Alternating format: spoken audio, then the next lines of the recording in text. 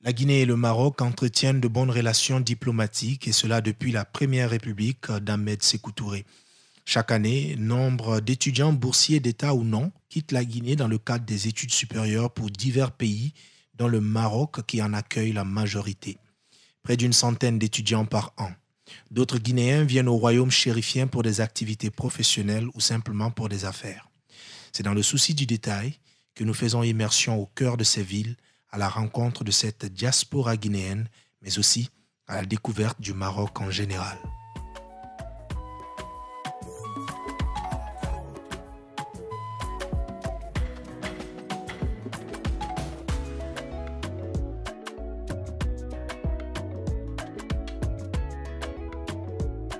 Nous mettons tout de suite le cap sur Fès, une ville située à environ 200 km de Rabat. Dans l'ancienne ville de Fès, plus précisément à la Médina, dans le marché, nous avons fait la connaissance de ce cordonnier qui, lui, garde un bon souvenir de l'Afrique de l'Ouest à cause des 3 belles années passées à Abidjan, en Côte d'Ivoire.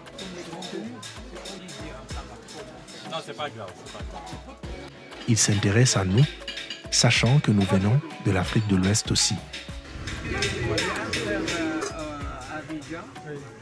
C'est un frère marocain. Il est marié à une femme ivoirienne.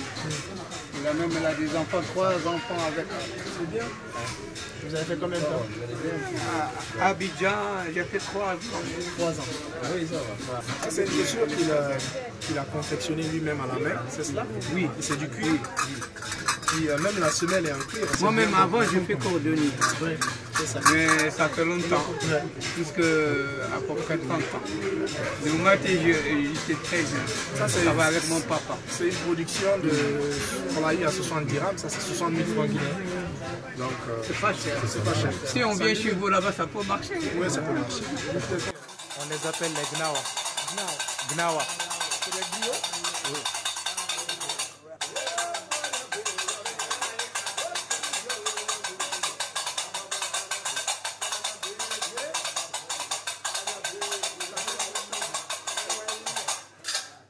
Comme vous pouvez le remarquer, l'ancienne ville de Fès est vraiment ancienne. Cela se remarque très vite dans l'architecture méridine médiévale, souk animé et atmosphère à l'ancienne. Aussi, des cultures anciennes comme la confection des tapis et couvertures par les hommes et surtout les femmes berbères et arabes. Selon le guide qui nous a reçus, quand un tapis est une œuvre des mains féminines, elle a plus de valeur et coûte beaucoup plus cher que celui fait par la jante masculine.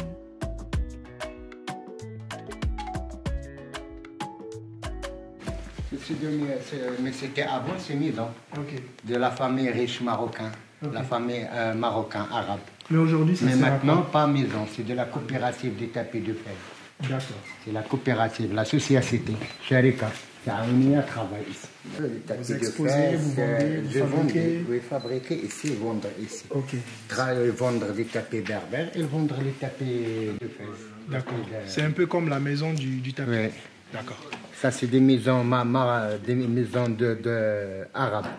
Il y a les maisons berbères, travaillent les hommes, pas les femmes, comme ici. Les maisons berbères travaillent les hommes, travaillent la métier ici, des couvertures. D'accord. Les couvertures pour tous les par terre, rideaux, crochets, mieux, toujours fait à la main. À la main aussi, travaille à la main avec 2 pédards. Travaille les djalabas, mini djalabas, avec les capuches. En même temps, ils travaillent les tapis, nous s'appelle tapis des étudiants, tapis berbères. D'accord. Tapis berbères, c'est moins cher. C'est moins cher. Moins cher. Ok. Ça, c'est les femmes berbères, ça, berbère, c'est tout berbère. Ça, c'est 3 techniques de travail. Berbère, glaoui, c'est la région de Sahara. Tissé et broderie inouïe. La soie travaille comme ça, tapis. En même temps, en bas, elle travaille les foulards. Les foulards pour hommes, pour femmes. Elle travaille comme ça, cette matière-là. La Médina abrite des écoles religieuses telles que les Médersa Bou Inania et Al-Atarine, datant du XIVe siècle, toutes deux décorées de panneaux de cèdre sculptés et de délicates mosaïques. Nous avons entendu parler de la mosquée Al-Karawin. Selon la tradition, Sa construction débute en 859 sous le règne de la dynastie idrisside. Elle est considérée comme la plus ancienne université dans le monde, encore en activité par l'UNESCO et par plusieurs autres historiens. D'accord. هذا الكروين هاي mosquée.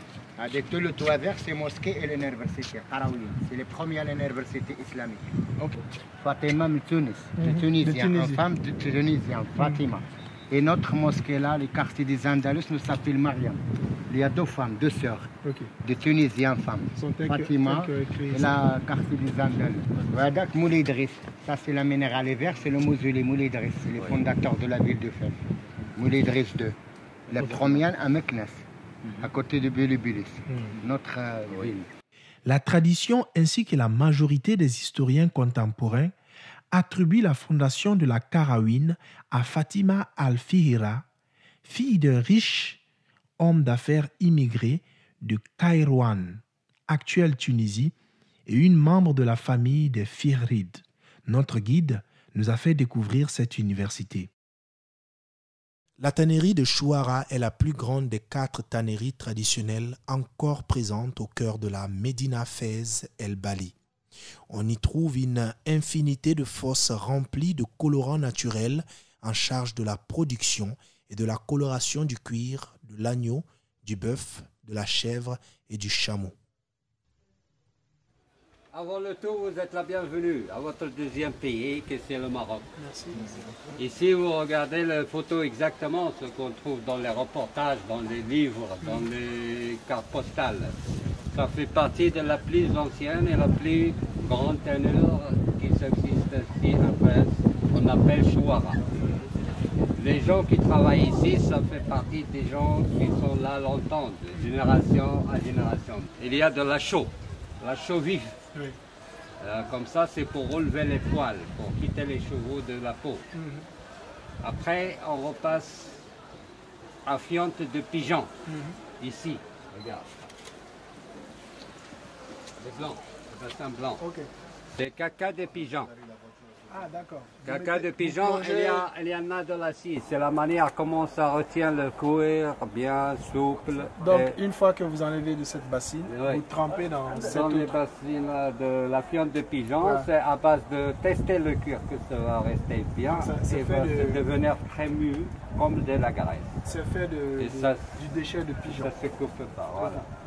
Après ça, vous faites quoi? Après ça, on le repasse à la machine à laver là-bas. Il y a des tambours à lavage. On lave et on repasse à la teinture. La teinture, il y a 2 semaines presque. Chaque jour, ils font de la même manière. Ils viennent de faire bouger le cuir. C'est mouillé comme ça dans les bassins pour que ça retienne les couleurs parce que c'est des couleurs naturelles à base des plantes, des minéraux et des épices.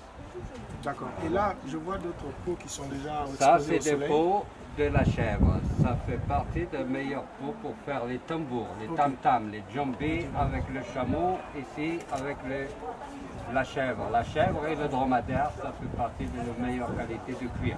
Ok. Donc, tout ce que vous avez là, les sacs, Les tout sacs, a été fait à base de ouais. peaux d'animaux. Et de peau de la chèvre et le dromadaire. Malgré la puanteur insupportable, la tannerie Chouara est l'un des endroits les plus typiques et représentatifs de la ville et il est essentiel de la visiter pour connaître Fès. Il est très courant que les vendeurs tentent de faire acheter un morceau de cuir aux touristes pour avoir assisté à ce spectacle. Mais avec un petit pourboire, ils seront satisfaits. Je me suis dégoté une petite sacoche et un sac à dos en peau de dromadaire. Et on nous a expliqué le processus par lequel ils transforment la peau des animaux, plus précisément des animaux dont la viande est considérée halal, c'est-à-dire une viande que tout musulman peut consommer. La viande de bœuf, la viande de chèvre, la viande de mouton, la viande de dromadaire. Et aujourd'hui, voilà, c'est ce que j'ai pu acheter, cette petite sacoche, un cuir et aussi ce sac à dos. C'est fait de la peau de dromadaire. Super. Donc là, j'ai mon outil de routier.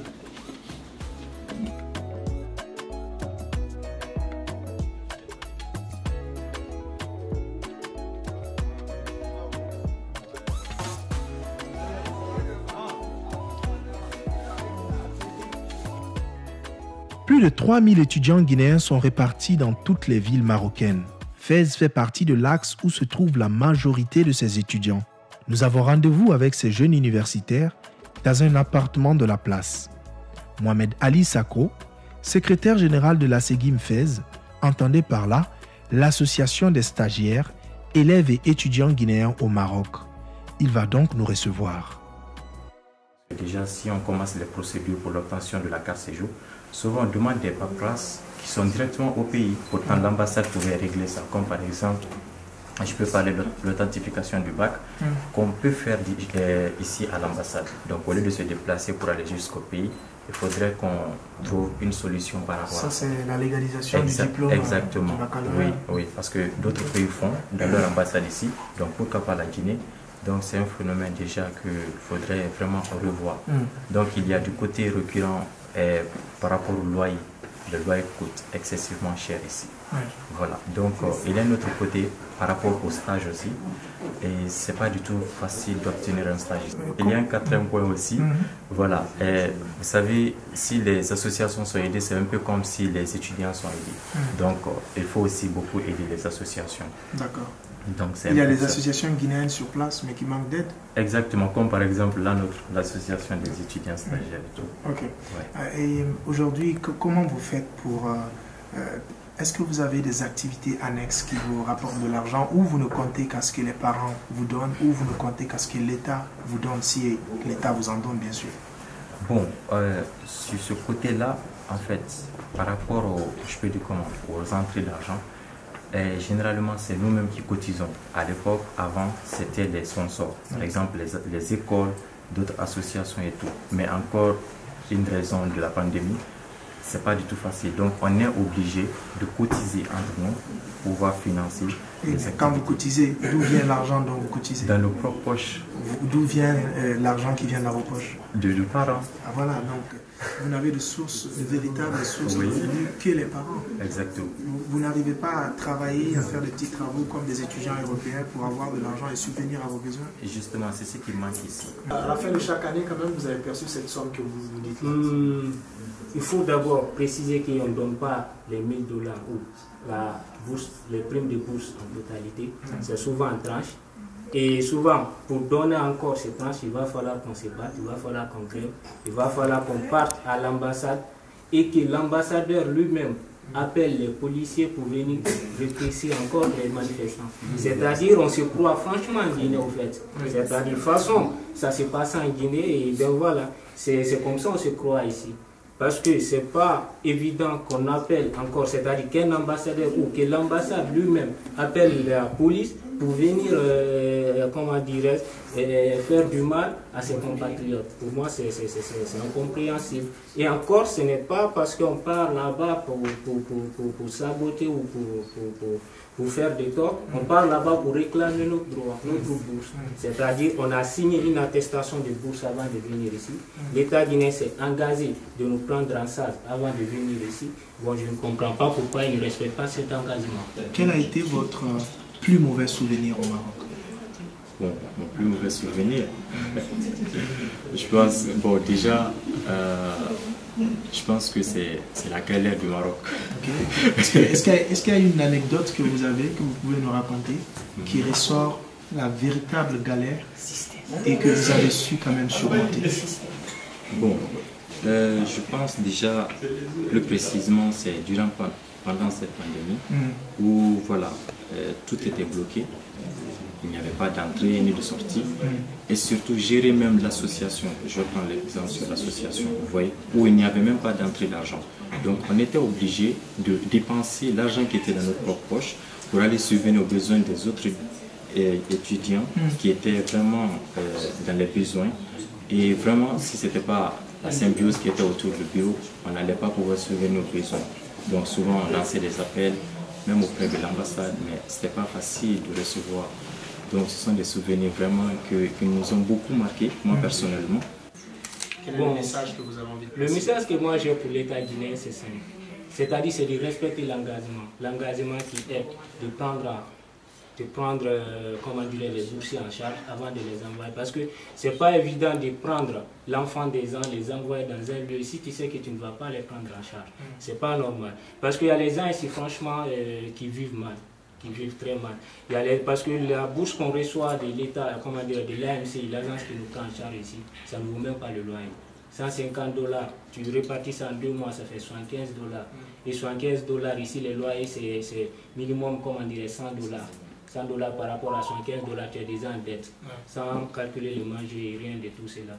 Et si l'État guinéen aussi retarde les bourses, et les Marocains, les bailleurs ne plaisantent pas avec les prix de loyer. Tu ne payes pas, tu sors dehors, c'est clair. Et vous est arrivé de manquer à manger ici? Moi, bah, comme tout aventurier. Chez vous, c'est quoi l'aliment qui remplace? Parce que vous allez plus dire que c'est des œufs. C'est le symbole. C'est 3 ans au Maroc. Quelles sont les difficultés que rencontrent les femmes ici dans ce pays? En tant que femme, la difficulté qu'on rencontre le plus souvent est le harcèlement vis-à-vis des Marocains. Nous sommes beaucoup harcelés à longueur de journée, que ce soit le matin, la journée ou le soir. Selon notre habillement, que tu sois habillé de manière normale ou de manière vulgaire, tu te fais harceler par rapport avec des injures, des injures, ils vous montrent leurs parties intimes, voilà, ils vous poursuivent jusqu'à l'intérieur de vos maisons. On se dit qu'on est en sécurité une fois qu'on est chez nous, mais c'est pas possible. Il est là, tu rencontres un Marocain, il te poursuit.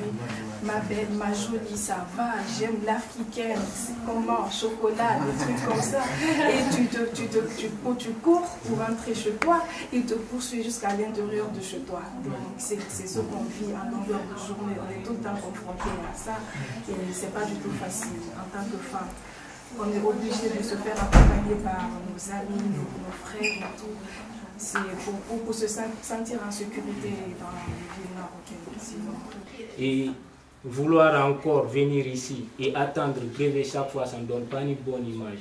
Parce qu'il y a beaucoup de communautés ici, ce ne sont pas que des Guinéens.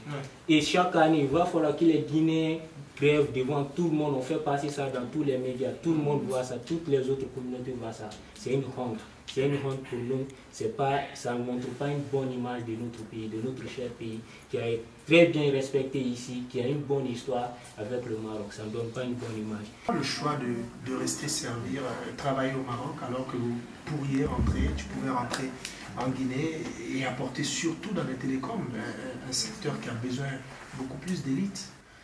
Alors, c'est vrai que j'ai eu pas mal de personnes, surtout des amis à partir du pays qui m'ont demandé de rentrer et tout. Voilà.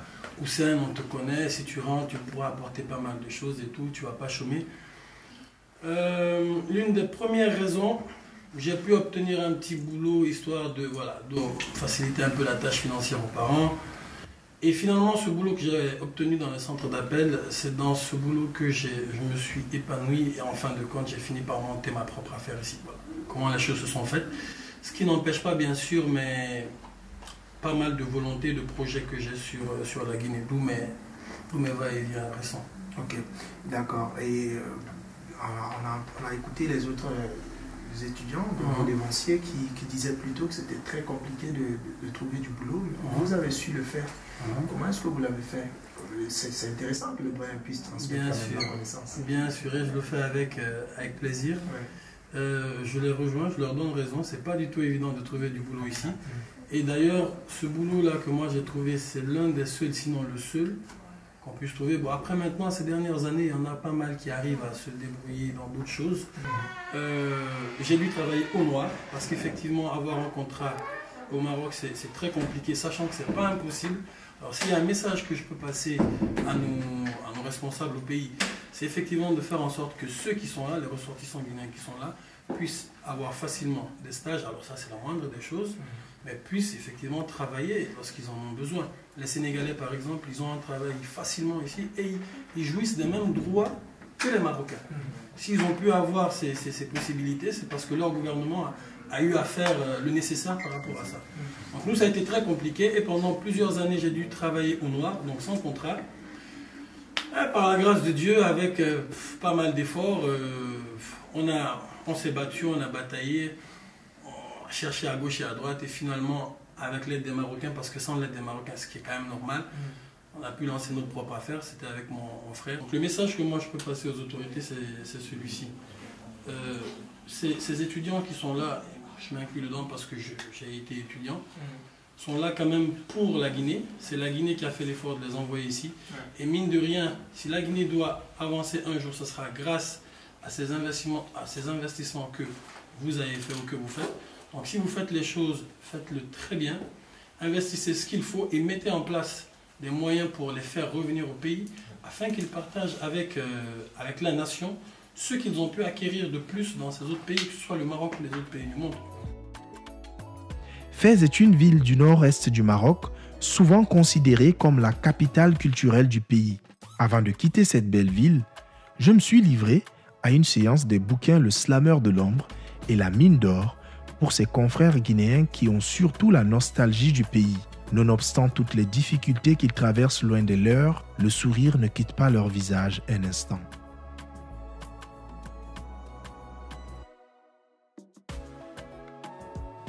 À 322 km de Rabat se trouve la ville de Marrakech, ancienne cité impériale de l'ouest du Maroc et un centre économique majeur abritant des mosquées, des palais et des jardins. Ici, nous sommes reçus par ce jeune étudiant, Ali Kamara, représentant de l'ASEGIM dans la ville et étudiant en audit et contrôle de gestion.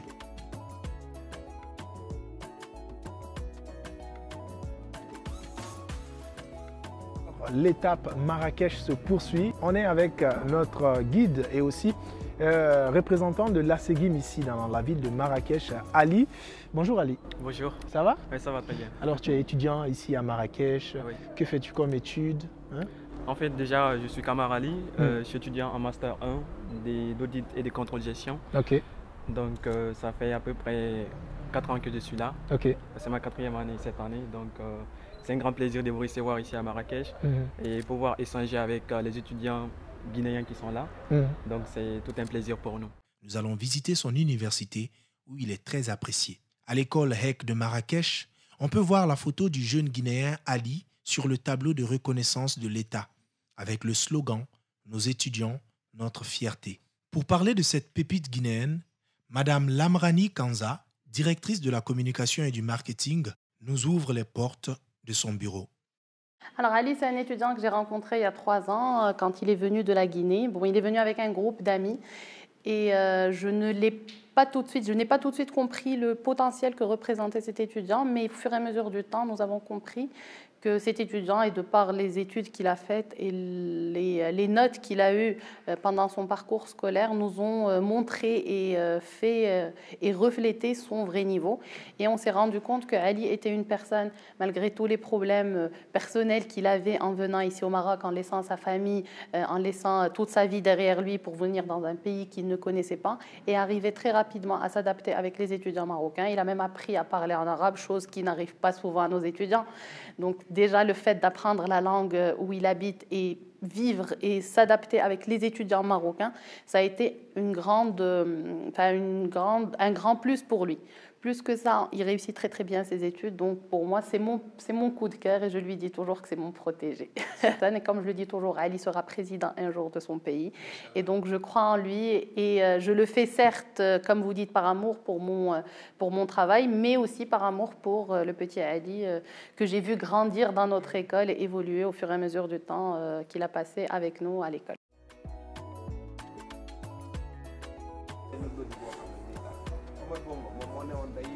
Nous ne sommes pas au Sénégal, nous sommes toujours à Marrakech au Maroc. Nous avons rendez-vous dans le salon de coiffure de Mamadou, un ancien migrant sénégalais d'origine guinéenne. Bonjour. Mamadou, ça va? Comment tu vas? Ça va bien? Nalaga? Ah, ok, d'accord. Alhamdulillah. Ok, d'accord. Donc, Mamadou, lui, il est sénégalais d'origine guinéenne et il tient un salon ici à Marrakech, c'est au Maroc. On va discuter avec lui, mais bien avant, je crois que je dois refaire ma tête. C'est bon, Mamadou, tu me coiffes? Avec plaisir? D'accord. Allez, tiens-moi ça. Mamadou, ça va? Ça fait combien d'années au Maroc? Maintenant 8 ans, on va dire 8 ans. 8 ans? Ouais. Ok. Sifani men kono hewtirɗa ɗo? Ɗono ko mi arno ɗo ko fi yalda ɗo Noran. Créme ko ɓeyntanade ga. Mais ɓami ari tawi kadi wela fi. Voilà. Yogo ngo wela fi yimɓe yawde ko ndiyam to to ɓe haalandema sa woni Sénégal. Sa ari ga na ɗum yiyata quoi. Ok. Voilà, parce que sa ari an hoorema sa yeehi Tanger. A taway yimɓe hatta toon eko wonɗo ko naggo ɗum quoi. Ok, donc ɗa fanno taƴitugol ka maayo. Voilà, ko ɗum ɓuri ran andude. Mais ranno fi jooɗogol golle quoi. Ok. Ranno fi yawgol ko ɗum ɓuri ran andude. D'accord. Non ɓami ari ayno hoorema yiyade yimɓe ko woni mayde ko ndiyam. Voilà, yimɓe ko woni tampirde ko ɓurure. Police ɓe woni piide yimɓe no tampina yimɓe. Voilà, waɗa fof quoi. Voilà. Jonno ɓe ñamma mbuuɗi ɓe naɓe muɗi maɗe fof ɓe ñaame. Tati jonnaɓe ɓinoma 2 jours 3 jours mais sooda koɓe laana on ko naɓe tagi ɓen comme jonnaɓe janggo a yetaɓe voilà ƴeewa nodda ronka ɓe a yetaɓe jonno ko ga ekkittiɗa coiffure ka arɗa ɗo aɗa wawi coiffure déjà? Non ko mairi ɗo komi ari ɗo harle ko wonno Sénégal ne wawi golle an quoi. Ok. Par ce que ko frère ɓe jannimi quoi. Voilà minen fayde famille on fof fayde ko femoɓe quoi. Ok. Voilà Sénégal ouais. Finalement mbawi luttuɗa ɗo ko ɗum waɗi an fuɗɗitiɗa coiffure on? Non parce que après mi woni temps mi tawi ça va pas. Voilà mboɗi jogini fof gasi ay mi tampi tawi ko ɓurore tawi wonti ko woni ala ko wolude ñande fof police noirde raɗo on donc kaw ay wonno ɓe dangiran 2 fois ɓe widude ko men Gaza walla Rabat ɓe toroma toon aɓe kadi hara paasi ko artira o wiyata toon ala ok mais tawi accu min dara mi daɗɗo feere quoi voilà on toon sumati mi ari ga quoi d'accord voilà mi ari Marrakech ɗo d'accord ɗum ɗon dal yawo ko ndiyam mi ɗum pour min na feere quoi ɓe ɗum ko wata wonde o tagal no wanduma seeɗa joro won golla quoi donc espace siwi ndar toon ɗo fi ndargo ko feƴata koye lenni ne way non ñande fof min daren ɗum ñande fof woni ko salon woni ko amen to ñande fof min daren ɗo surtout journal voilà surtout pour min acca hay fus d'accord min acca vraiment guine kam min ta goɗɗum go min ko ɗo min woni mais ko feƴata ko fof fayda min anday par ce que ko ɗo min darta quoi woni ko salon woni ko amen to d'accord.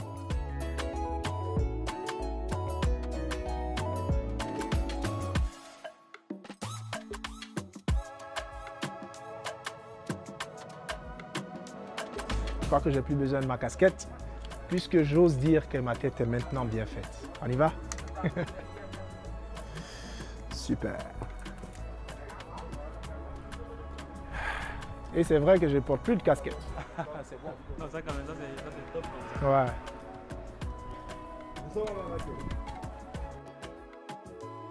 Oui. Comment est-ce que vous gérez les bleus, ce qu'on appelle les nouveaux venus? Comment est-ce que quelles sont vos relations avec les anciens? Et comment se passent les choses pour les étudiants guinéens ici à Marrakech? En fait, déjà, en ce qui concerne les bleus, les nouveaux boursiers guinéens qui viennent ici à Marrakech, dès qu'ils viennent au niveau des casas, ils sont réceptionnés directement par le bureau central qui se trouve à Rabat. Et après, ils essayent de leur mettre en contact avec nous. Donc, et une fois à Marrakech, on essaye de les expliquer comment ici ça se passe, le coût de la vie et aussi comment ça se passe pour le logement. Est-ce qu'ils veulent rester seuls dans la chambre ou bien ils veulent prendre la chambre avec quelqu'un d'autre pour minimiser les coûts et tout. Donc après cette étape, on essaie d'organiser une journée d'intégration. Donc on choisit les personnes déjà qui sont dans le bureau de gestion de la SEGIM. Donc on organise les activités pour eux, pour leur dire qu'ils sont quittés en Guinée en famille et ils sont venus ici, donc ils sont encore en famille. C'est un peu la cérémonie d'insertion. Quelles sont les difficultés qu'ils rencontrent ici très souvent? Je peux dire que la grande difficulté auxquelles les étudiants sont confrontés, c'est premièrement le retard de la bourse. Parce que comme je l'ai dit tout à l'heure, il y a quelques boursiers qui viennent. Donc déjà, lorsqu'on prend les boursiers guinéens qui quittent la Guinée pour venir, donc en grande partie, ils proviennent d'une famille qui est très modeste. Donc s'ils viennent ici, ils comptent seulement que sur l'État. Donc à partir du moment où la bourse prend beaucoup de temps, donc il y a d'autres qui sont vraiment dans la galère, qui ne parviennent même pas à couvrir leurs frais de loyer. Donc tout ça, c'est tout à fait une très grande problématique pour nous. Donc des fois, on essaie de prendre l'argent dans la caisse. Dans la caisse de la SEGIM? Oui, dans la caisse de la SEGIM, qu'on essaye de leur payer leur loyer et tout pour que vraiment ils ne puissent pas être virés quand même par le bailleur. D'accord. Donc ça, c'est le plus gros problème. Et il y a aussi d'autres problèmes dont eux-mêmes, ils vont essayer de vous ils vont essayer de nous relater. On se rend vers les jeunes. Les jeunes, oui. D'accord, on y va?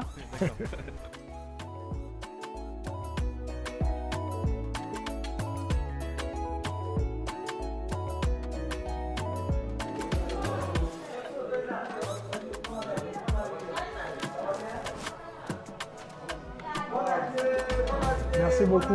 Bonjour. Vous allez bien? Ça va? On est arrivé. Bon, oui. Ça va? Oui, ça va, ça va. Comment ça va? Ça va, Dieu merci. Soyez les bienvenus. Bonjour. Ça va? Soyez les bienvenus. Merci.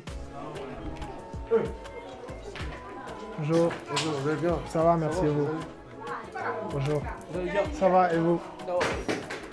Je peux m'asseoir là?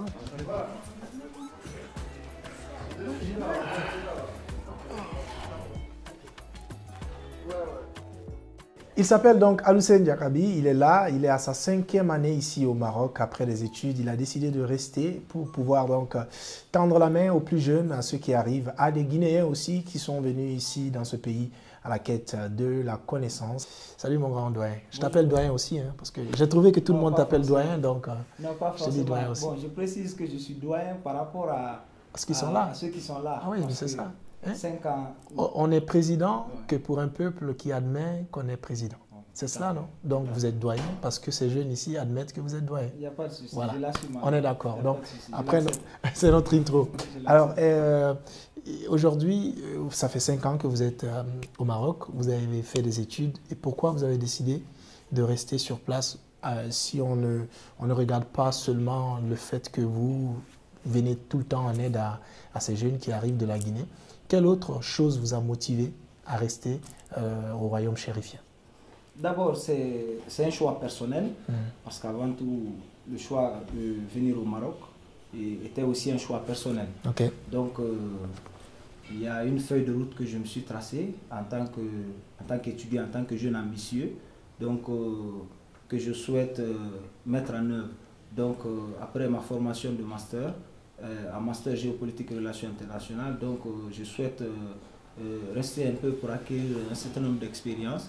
Donc à l'issue de ça, je pourrais éventuellement rentrer au pays pour mettre à la disposition de mon pays les connaissances acquises ici. Alors, étant un doyen, ce qui veut dire que vous inspirez sans doute les plus jeunes. Vous n'avez pas eu cette peur parfois de penser que si les jeunes font comme vous, de vouloir rester tous ici, il n'y aura pas une sorte de fuite de cerveau de la part de l'élite guinéenne qui sort donc pour les études ici au Maroc? Oui. Bon, comme je vous l'ai dit, c'est une question de choix. Et moi, je suis quelqu'un de très bien organisé et je me suis dit qu'il faut, pour rentrer au pays, il faut préparer le retour. Le retour au pays, ça se prépare. Quel est le message que vous voudriez passer dans ce documentaire à l'encontre de ces autorités guinéennes? Bon, je suis très content que ce soit un produit de la diaspora qui est aujourd'hui à la tête de notre pays, un étudiant, un ancien étudiant de la diaspora, parce qu'il a été étudiant comme nous, mais peut-être dans un autre cadre, parce que lui, il était dans un cadre militaire. Mais il connaît un peu les réalités de vivre à l'étranger quand on est étudiant. Donc, pour ça, je crois qu'il est le meilleur interlocuteur pour nous. Donc, ce que je demande aux nouvelles autorités, c'est d'avoir un regard attentif à la situation, par rapport à la situation des étudiants ici. Il y a des étudiants qui sortent tôt, qui viennent ici à 17 ans, d'autres parfois à 18 ans. Donc, c'est des enfants. Ouais. Donc, sortir, quitter les parents à l'âge de 17 ans, franchement, c'est difficile à gérer. Ouais. C'est pourquoi beaucoup se retrouvent ici dans des situations difficiles. Après, il y a pas mal de choses auxquelles elles sont confrontées. Surtout aussi, quand je parle de ces personnes, je parle surtout des jeunes filles. La difficulté que les filles rencontrent plus précisément, c'est l'harcèlement dans les rues. Parce que les filles, elles se retrouvent, par exemple, marginalisées par des mots verbalement insultés, ou même on te propose de l'argent, disons des sommes tellement minimes que tu te retrouves de fois humilié, rabaissé, oui. Et ça fait que on souffre vraiment sur ce côté. Parce que verbalement, lorsqu'on te parle, c'est un truc qui reste à l'intérieur, ça ne se fait pas voir forcément. C'est des choses qu'on te dit, on te traite de pute, on te traite de tous les mots. Et ça fait que ça joue sur notre fort intérieur, sur notre, disons, notre pensée intérieure. Et ça fait que ça a des répercussions sur même notre façon de vivre ici au Maroc.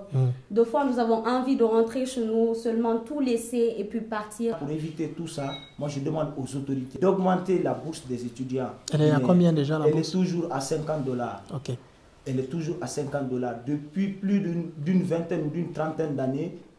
Vous les obtenez au moins régulièrement? Nous ne l'obtenons pas régulièrement, il faut qu'on se dise la vérité. Nous sommes obligés des fois de s'organiser, de gréver, de lancer des mots d'ordre de grève pour tenter de recevoir ce qui en principe ne devait même pas nous coûter assez d'efforts. Mais si nous ne sommes pas entretenus ici, nous serons obligés de rester ici et se débrouiller ici.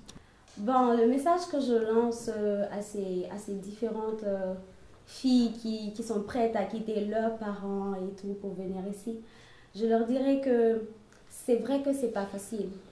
C'est vrai que c'est pas du tout facile. Ne voyez pas que les réseaux sociaux, nous postons des choses où nous sommes heureuses ou quoi que ce soit. Mais il faut vraiment se fixer un objectif avant de venir ici. Même si on t'envoie pour les études, mais il faut que toi-même, que tu prennes des résolutions qui est, je viens pour étudier. Quelle que soit la difficulté, je dois rester non seulement avec les éducations qu'on m'a données, les valeurs qu'on m'a données. Il ne faut pas oublier d'où l'on vient en fait. Il faut vraiment rester digne dans tout ce que nous faisons. Apprendre à étudier et en plus de ça, surtout réviser. Pas laisser les choses s'entasser et par après. Parce que nous savons que nous tous qui sommes venus ici, c'est sûr que nous avons été brillants au pays. Mais lorsque nous venons ici, c'est tout un système qui change. C'est tout un monde qui change. Et les parents ne sont pas là pour nous surveiller. Mais il faut continuer à perpétuer les valeurs que les parents nous ont inculquées au pays. Il faut toujours tenir compte de ça et ne pas oublier au fait que nous sommes, disons, en quelque sorte, une image pour les autres, pour le reste qui sont au pays. Et il faut tenir compte aussi de l'environnement qui est nouveau. Il faut s'adapter, il faut avoir de la force et ensemble, nous irons plus loin.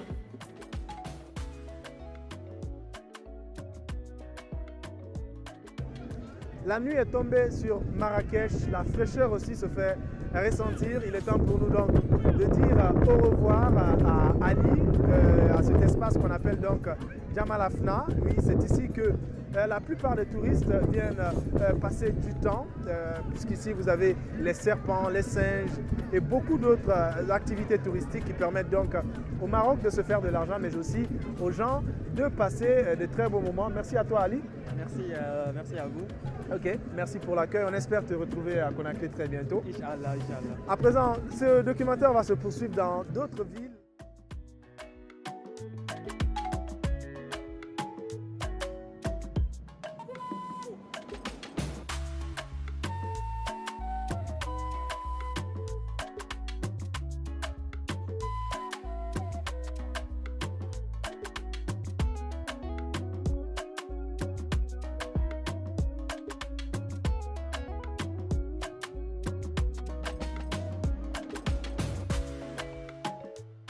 Ici, dans le royaume chérifien au Maroc, on a mis le cap sur Casablanca, l'une des plus grandes villes africaines. On va vous faire découvrir quelques communautés africaines et guinéennes ici sur place. Vous me suivez et derrière la caméra, nous avons Molagui Girassi. On y va.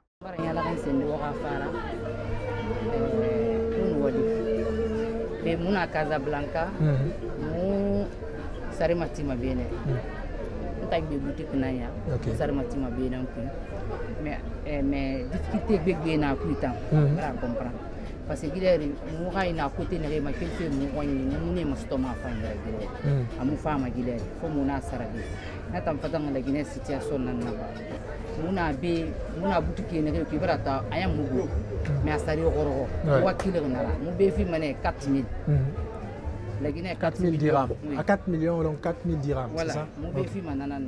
Bangi fansari goro mais c'est des situations qui a nanaki mu do be naki mais rasali mu woni rimbele gali mané mu be tore to mana ka gbira côté mu ne sara mané fama ali mané mo ga fe mo ko mais meni fa yai sori mali muna ni rien cessé mo ga mangé bi mu rabulo ko mu yete kanyira parce que na te ke yo ni fa nyama na gbetema ali rene na mu fang ala fang ilu manane khasali wa mané ko meni sto mané no mo luyena mu tambara mo ga de bi na mu fa bi mu fa dogobe ala ko to mu ne sto ma bi mo ga no ga yefandi parce que ilu meni imuno ma fendera badi ali wali na rasto fena ali ma goroko parce que be wali soto kono kasa la kedi piri ngam malangi al ska fe wali de kafene kasa li kedi mi 16 jours mi c'est mi imuno mara badi. Maintenant, comment vous êtes venu ici au Maroc? Vous êtes venu pour faire le commerce ou vous étiez venu avec un projet de voyage et finalement vous êtes resté dans le commerce? Comment ça s'est passé?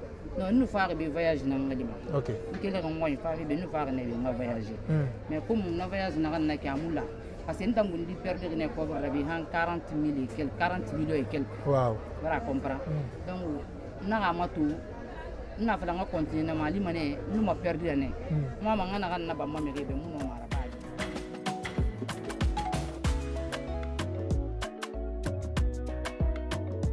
Tiké du groupe Nyamakala nous a reçus. Ensemble, nous partons rencontrer Ali, secrétaire général de la Ségim de cette ville.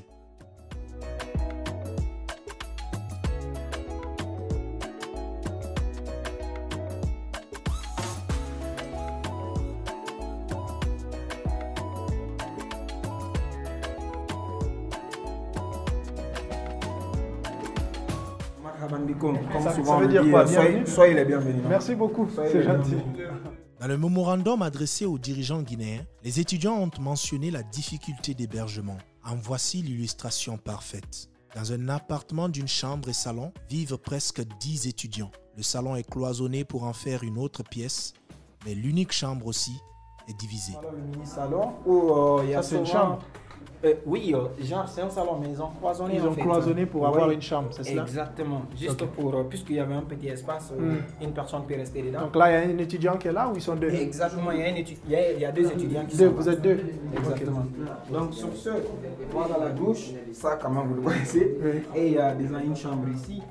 Une chambre où il y a un étudiant qui est déjà ici. Ok, ici aussi il y a un étudiant. Exactement, il y a un étudiant ici. Et dans les conditions normales, c'était une seule chambre salon.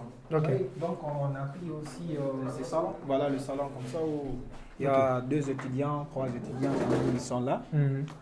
Donc sur ce, voilà. Bonjour tout le monde.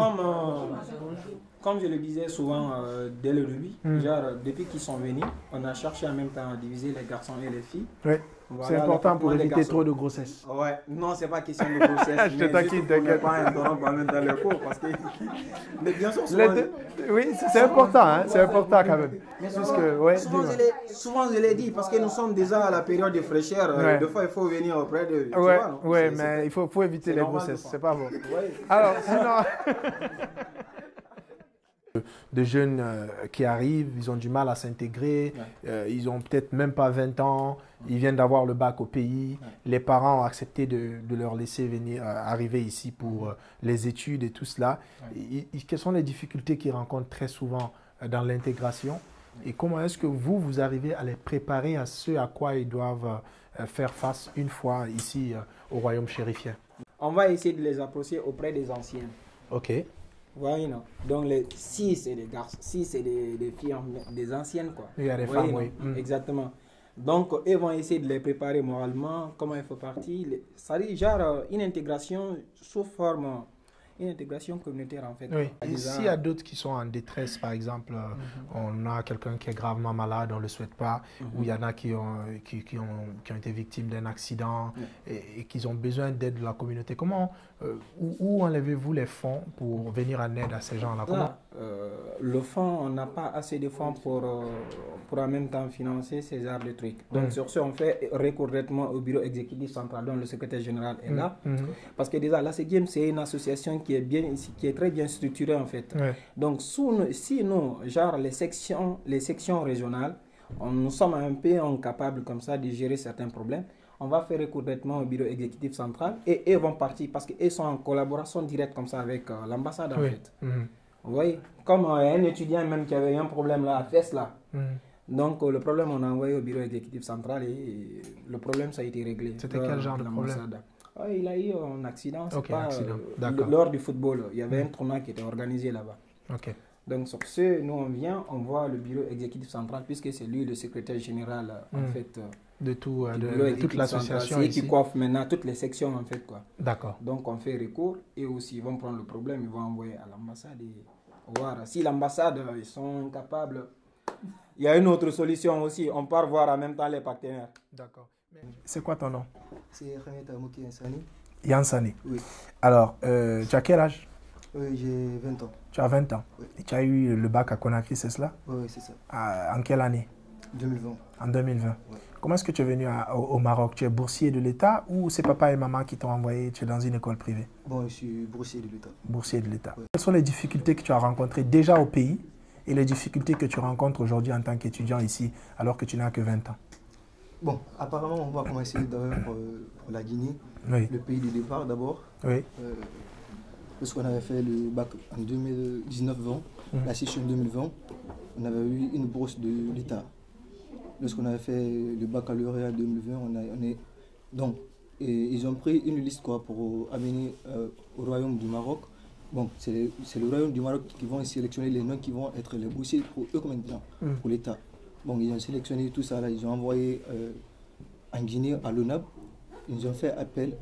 C'est un homme même qui m'avait appelé un jour, qui m'a dit la liste est sortie. Bon, ce jour-là, j'étais content, j'ai révisé même un ami, j'étais content, j'ai dit maintenant je vais faire appel aussi à des autres qui étaient boursiers de l'État. Donc il y avait 2 filles, j'avais leur numéro, je les ai appelées tous. Je les ai dit, demain on doit être...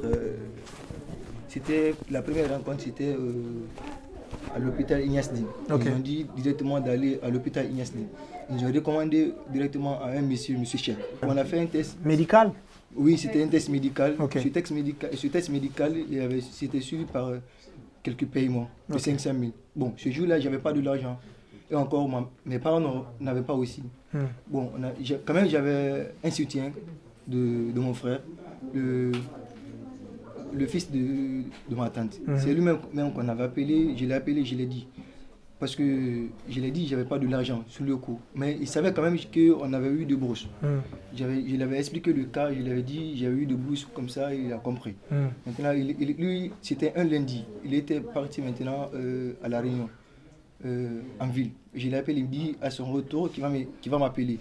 Nous sommes partis vers 7 h comme ça. On s'est retourné vers 14 h. Mais lui, il est venu pour me donner l'argent à 13 h. Donc j'ai eu l'argent, je suis parti, j'ai payé de l'argent. À ce moment, les autres aussi, il y avait des personnes aussi qui n'avaient pas de l'argent. Ils ont fait l'appel zéro Corée comme ça. J'avais suivi tout ça là. J'étais à l'instant T à ce jour. Donc tous ceux qui n'avaient pas de l'argent n'avaient pas droit à cet examen médical. Exactement. Donc toi, après que ton frère t'ait payé l'examen médical, quelle était la suite? Où est-ce que tu as encore payé de l'argent?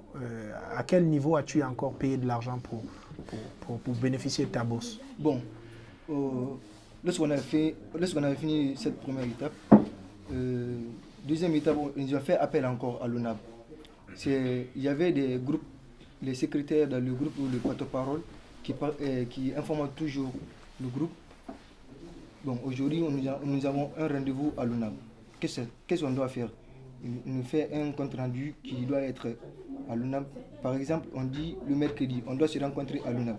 On peut dire, on a une réunion vers 20 h comme ça. On se connecte sur Google Meet. On parle quel est votre avis. Tout le monde parle de son avis quoi. Bon, c'est ça qu'on doit faire. Compte rendu, conclusion, c'est ça qui est là. On fait ça, on laisse dans le groupe. Donc le lundi, ou bien si la réunion est prévue du mercredi, on fait la réunion du lundi. Maintenant, mercredi, tout est clos. On part maintenant, on fait le compte à l'ONAB. D'accord, donc mais vous n'avez pas payé vraiment pour obtenir votre bourse, vous avez payé pour l'examen médical, ensuite vous avez payé pour l'examen médical et aussi il y avait de l'AVM. Ok, l'AVM aussi, oui, qui est l'autorisation de voyage pour on avait payé ça Maroc. Aussi. On avait payé aussi, il y avait quelques trucs là à 2 à 5 000 quoi, les photocopies quoi. On a payé tout ce qui venait de l'ONAB quand même. On avait tout payé. D'accord.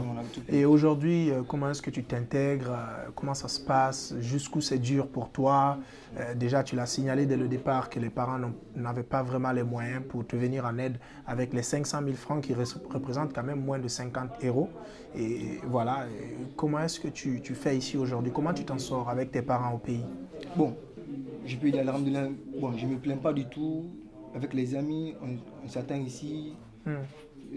Quel que soit peu de X quand même, nous sommes toujours d'accord. Nous sommes toujours d'accord avec le problème de l'argent ou n'importe quoi. On s'attend, on peut dire, bon, si moi je n'ai pas de l'argent par exemple, j'ai dit à mon ami.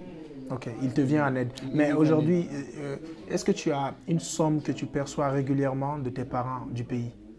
Pour le moment, l'argent qu'on m'a donné pour le départ, avant que je ne sois sur le territoire marocain, il est encore là?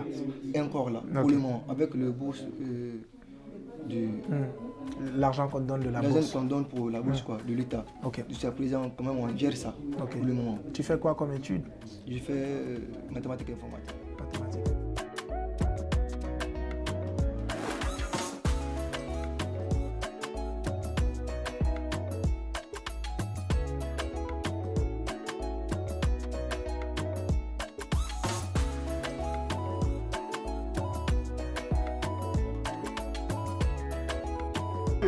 Au revoir.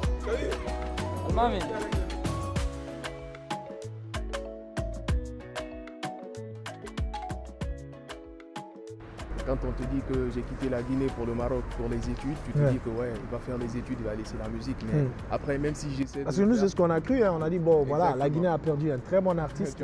Mais après, tu nous as surpris avec de la musique. Comment tu fais? Exactement. Après, même si c'est ce que, tu vois, c'est ce qui se laisse voir, il y a cette passion qui est là qui fait que même si je veux, je ne peux pas le faire. Donc il y a un avantage à tout ça. Moi, depuis que j'ai commencé à faire la musique, je faisais des études. Donc il y a un rythme auquel je suis déjà habitué. Mais sauf que la particularité ici, c'est vrai que je découvre un autre monde. Mais j'ai beaucoup plus de temps libre ici. Parce que, disons, en Guinée, j'étais à la fac, il y avait Nyamakala, il y avait les émissions, il y avait des tournées, si tu veux. Tu vois, il y avait les petits amis à côté ou tout. Mais ici, je vais à l'école, je reviens. Après, ce sont mes connaissances autour, mais j'ai beaucoup plus de temps libre. Libre à moi de me décider de faire autre chose ou de me concentrer sur ce que j'aime. Et après, c'est ce que je fais. Et jusque-là, je pense que ça se passe bien. Et voilà, vous voyez le résultat avec moi. C'est sûr, parce qu'il y a de gros hits. Moi, d'ailleurs, j'ai trouvé que tu t'es beaucoup amélioré. Ta musique est beaucoup plus mature. Tes textes sont beaucoup... C'est plus osé maintenant dans tes textes. Alors, on t'a connu à travers ce groupe Nyamakala, qui d'ailleurs, j'avais eu dans la tire de badge, je crois, il y a 4 ans ou 3 ans. Et aujourd'hui, ce groupe est pratiquement, entre guillemets, disloqué. On voit beaucoup de sorties sur Internet. Toi, tu es du côté du Maroc, tu fais des trucs en solo. Teddy, au pays, qui fait des sorties. On a l'impression que tout le travail que vous avez abattu pendant plusieurs années est en train de tomber à l'eau. Ouais, après, déjà pour commencer, la petite histoire, c'est la tire de balle qui a contribué à faire connaître Nyamakala et ça, je t'en suis très reconnaissant par rapport à ça. Après, aujourd'hui, vouloir forcément parler de Nyamakala, tu vois, je n'ai pas forcément envie de rentrer dans les détails. C'est vrai que le groupe a connu plein de trucs que vous connaissez déjà. Il y a eu la signature, il y a eu la rupture de contrat, il y a eu des petits soucis à l'interne qu'on est en train d'essayer d'arranger, tu vois, mais je pense que c'est pas le bon moment pour rentrer dans tous les détails. Ce qu'il faut retenir, c'est que soutenir Tud, soutenir Adi ou soutenir Tike, que ce soit en solo ou en groupe, c'est soutenir Nyamakala. Donc on va essayer de faire en sorte que les choses rentrent dans l'ordre ou faire en sorte que les choses aillent de mieux pour tout un chacun. Et je pense que dans ce sens, c'est Nyamakala qui gagne, c'est toute la Guinée qui gagne. Tu rassures les fans que Nyamakala n'est pas encore mort, le groupe peut encore renaître de ses cendres? C'est bien possible que le groupe renaisse de ses cendres, mais voilà, comme je suis en train de le dire, il y a encore des trucs qu'on doit régler à l'interne. Et on va faire ça en grand et on va essayer d'arranger tout ce qui peut être arrangé. Et puis la suite, on verra ensemble. Bien. Moi, j'ai envie de faire quelque chose de fou aujourd'hui à Casa. Tu me proposes quoi? J'avais un truc à te proposer. Tu vois, une connexion entre deux mondes. Je pense que ça va permettre aux gens de comprendre la différence entre un slammer et un rappeur. Donc tu veux faire ça en studio? Tu veux qu'on fasse un truc? On va faire ça en studio. Moi, je suis chaud comme toujours. Mieux. On y va.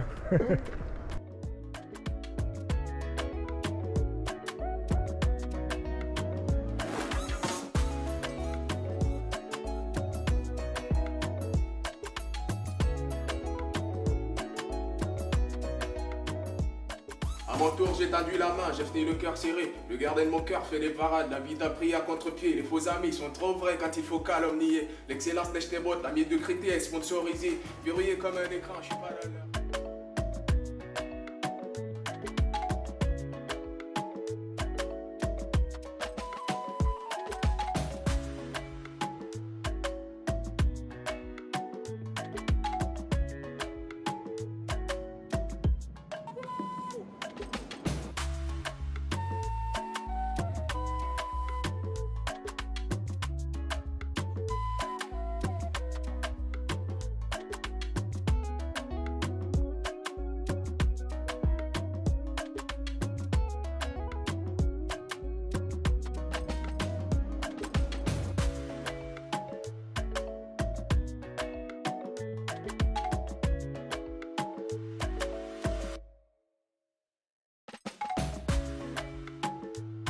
C'est donc l'étape Casablanca, on a rencontré Ticket, on a sorti un nouveau son pour vous, voilà, c'est du slam mélangé au rap, c'est sans doute un bon truc que vous allez recevoir très bientôt. Merci à toi Ticket de nous avoir reçus. Merci, on espère te revoir très bientôt.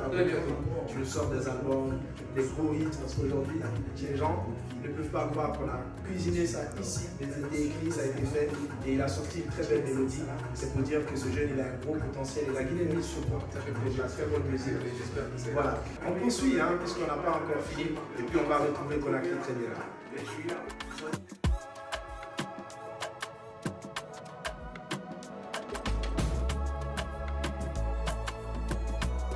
La diaspora guinéenne au Maroc connaît une forte augmentation ces dernières années. Des centaines de boursiers de l'État qui arrivent chaque année. Une autre centaine d'étudiants relevant du secteur privé pris en charge par les parents s'y retrouvent aussi. Sans oublier la couche évoluant dans le monde professionnel dans différentes compagnies de la place. Tous rencontrent d'énormes difficultés mentionnées dans le mémorandum adressé au gouvernement du Premier ministre Mohamed Beavogui.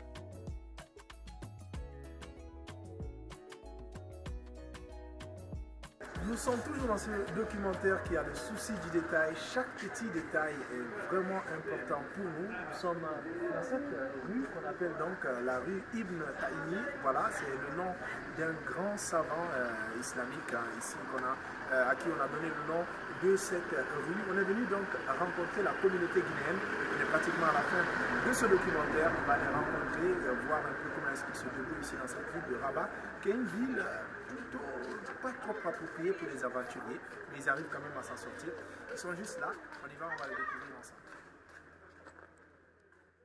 Le Maroc a développé des systèmes. D'abord, le Maroc a sollicité qu'il y ait un accord parce que vous savez, il y a une convention en 92 qui parle de la migration, la protection des familles des migrants. Donc, le Maroc dit on ne peut pas imposer des accords à ces pays en tant que cet accord-là, c'est-à-dire cette convention, elle est valable. Il n'y a pas un autre document juridique qui peut le contredire. C'est ce qui a amené ce qu'on appelle le Global Pact mondial sur la migration.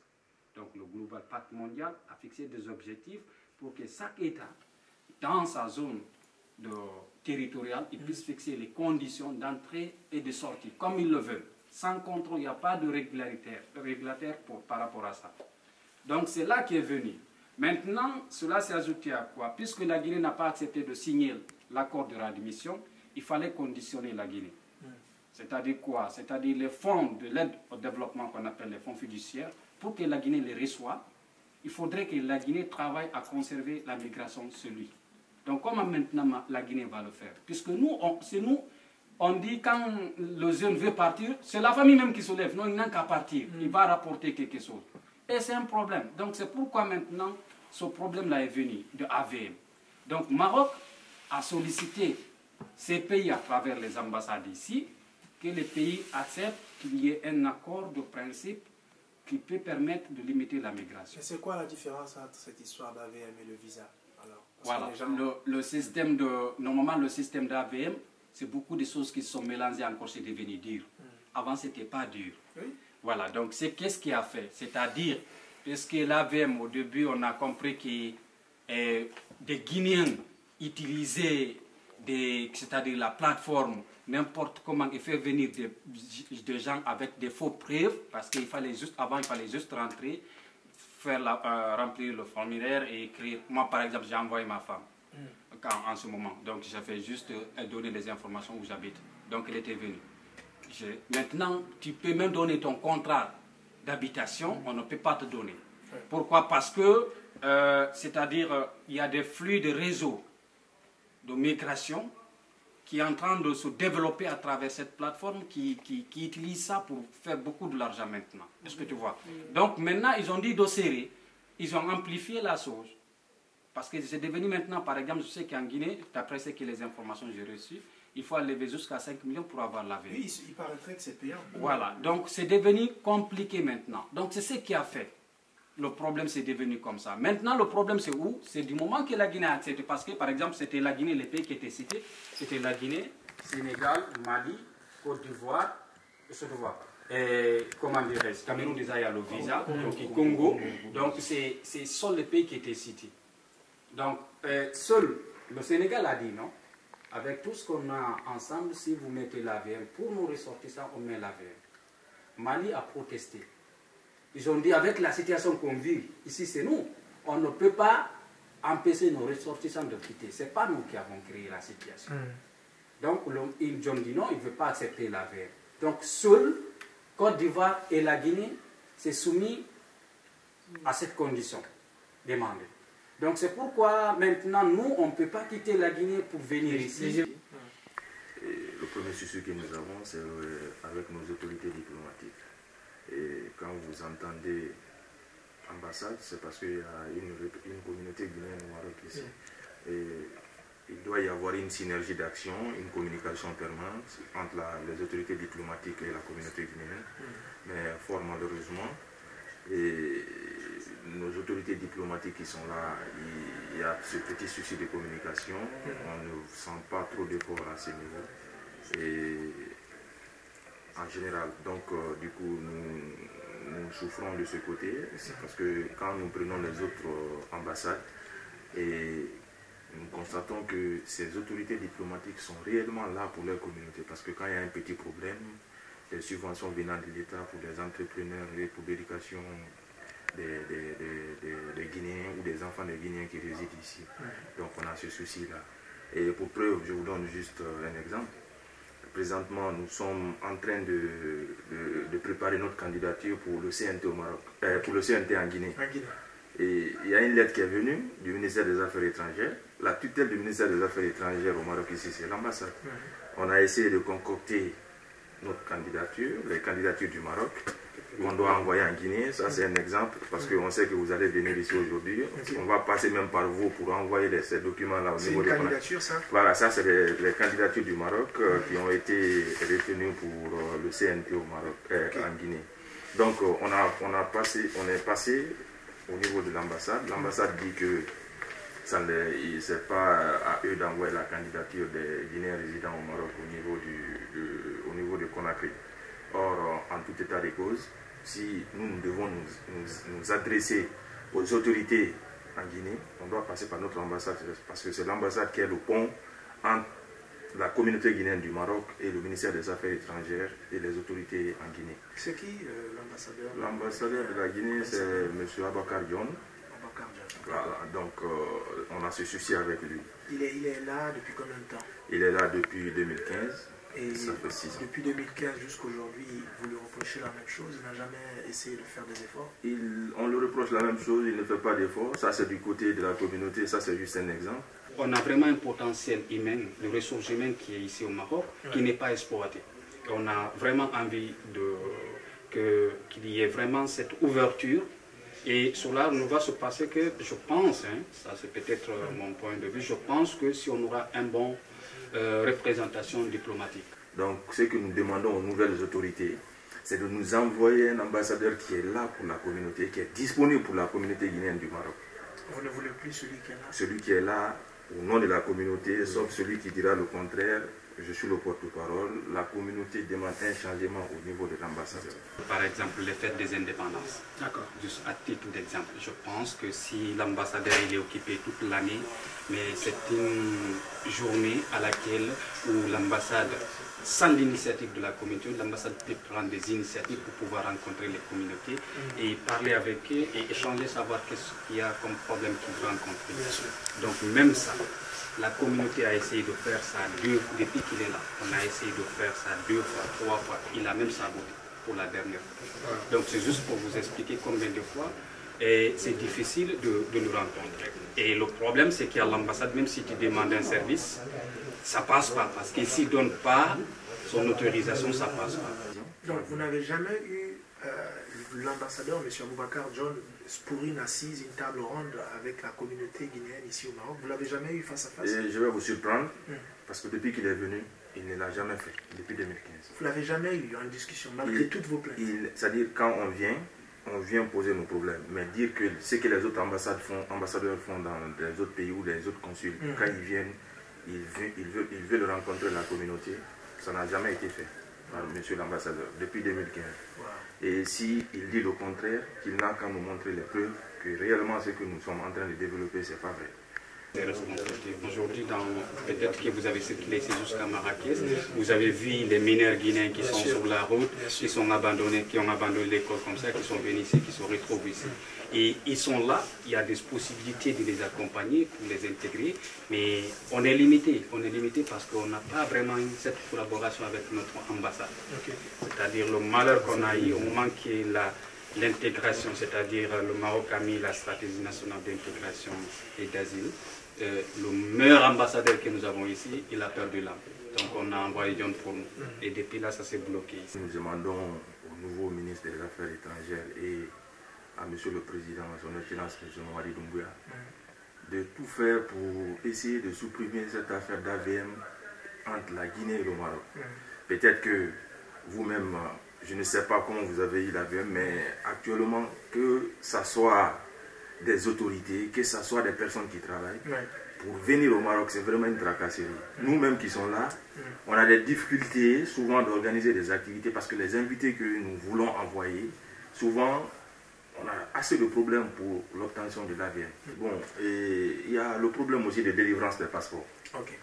Et tout récemment, il y a une machine déjà au niveau de l'ambassade qui fait l'enrôlement au niveau des Guinéens qui veulent s'octroyer un passeport.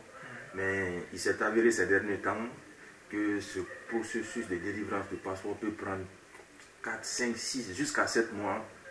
Et ça empêche les gens ici d'avoir des cartes de séjour. Donc, et au départ, on nous avait dit que le processus allait prendre juste un mois. Donc nous plaidons aussi auprès des autorités de vraiment tenir en compte le délai de délivrance des passeports parce que c'est important et on a nos compatriotes ici qui souffrent dans ce sens-là.